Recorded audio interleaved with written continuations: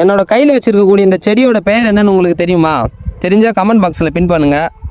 சனிக்கிழமை ஞாயிற்றுக்கிழமை காலையில் 6 மணிலேருந்து 9 மணி வரைக்கும் என்னுடைய வேலை என்னவாக இருக்கும் அப்படின்னு சொல்லிட்டு கேட்டிங்கன்னா, இந்த தேவையற்ற செடிகளை பிடுங்கிறது தான் என்னுடைய வேலையை. இந்த கரும்பு இடையோரங்களில் பார்த்தீங்கன்னா இந்த தேவையில்லாத செடி கொடி பூண்டு இது போன்ற தேவையற்ற செடிகள்லாம் முளையிறதுனால கரும்பு பார்த்தீங்கன்னா செழித்து வர மாட்டுது. இந்த கரும்போட பார்த்தீங்கன்னா பில்லும் அதிவேகத்தில் வளர்ந்துட்டு வருது.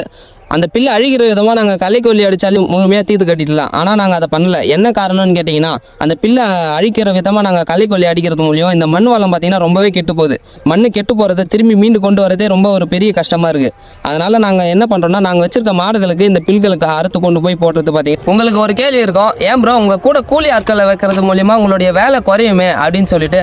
ஆனால் இந்த மாதிரி கூலி ஆட்களை நான் வைக்கிறது மூலியமாக நான் ஒரு விவசாயி அப்படின்னு சொல்கிறதுக்கே அர்த்தமே இல்லாமல் போய்டும். என்ன காரணம் அப்படின்னு கேட்டிங்கன்னா, இதெல்லாம் பார்த்தீங்கன்னா ரொம்ப சின்ன சின்ன வேலை. என்ன விஷயத்துக்குலாம் நான் கூலி ஆளை வச்சேன்னா